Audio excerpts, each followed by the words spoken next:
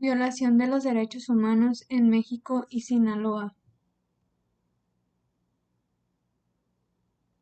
Como primer derecho se muestra el niño maltratado. En este caso es el proceso de identificación y la visibilización de la violencia contra niños, niñas y adolescentes. Se destacan tres elementos, entre ellos hay formas de violencia que son socialmente aceptadas o no percibidas como violentas o perjudiciales y por lo tanto no son registradas o reportadas debido a su edad o situación de vulnerabilidad. Las niñas, niños y adolescentes que han sufrido violencia nunca o escasamente reportan formalmente ser víctimas de la violencia. La misma falta de datos crea la percepción de que la violencia en contra de los niños y niñas y adolescentes es un tema de menor magnitud, por lo que en realidad se encuentra subestimado. Como el otro derecho de los jornaleros agrícolas, trabajadores migrantes y derechos humanos en Sinaloa.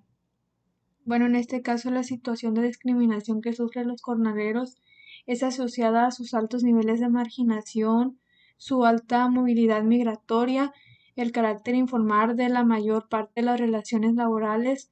Esto fue dicho por la Sedesol en el 2011, así como su origen étnico.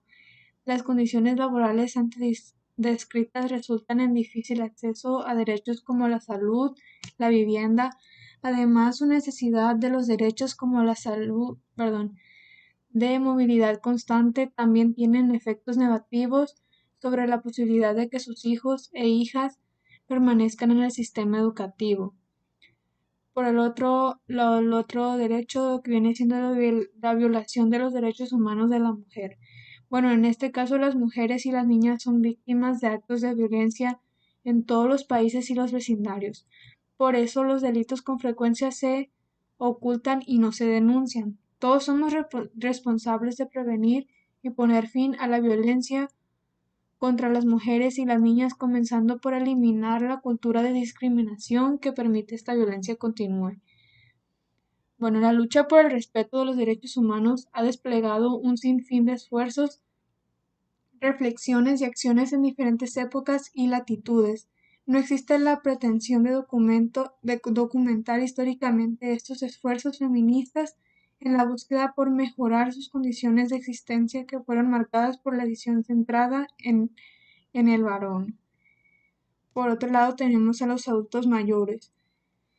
De acuerdo a la Organización Nacional de los Estados Unidos, las personas mayores son aquellas que tienen 60 años de edad o más. Este criterio es utilizado por el Instituto Nacional de las Personas Adultas Mayores, INAPAM, y otras instancias como la Secretaría de Salud.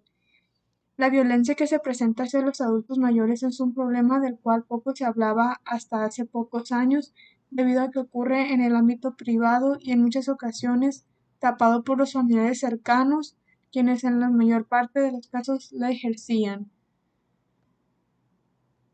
La violación de los derechos humanos de las personas con discapacidad.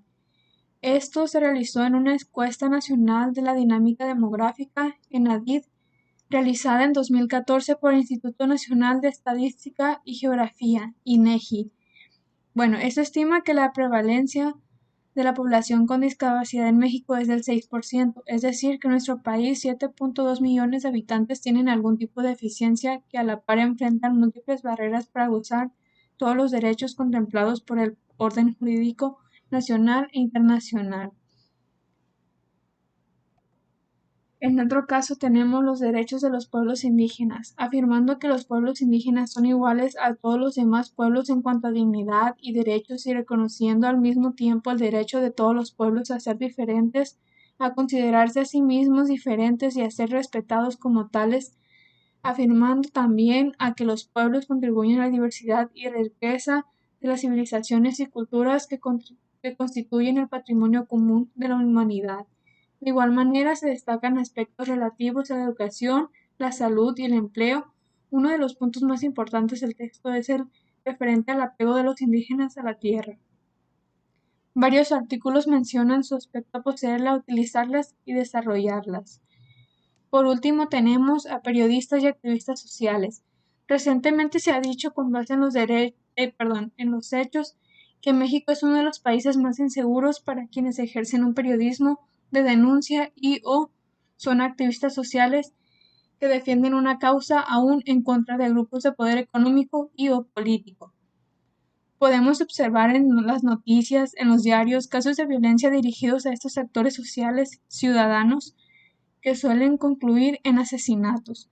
La estadística nos permite ver la magnitud del problema y en la relación a la violación de los derechos humanos de periodistas y activistas sociales, así como la falta de acciones legales por parte del Estado encaminadas a la protección de los derechos humanos, de libre expresión y de seguridad, pero sobre todo de protección de derechos de la vida y seguridad personal. Bueno, esto ha sido todo de mi parte. Muchas gracias.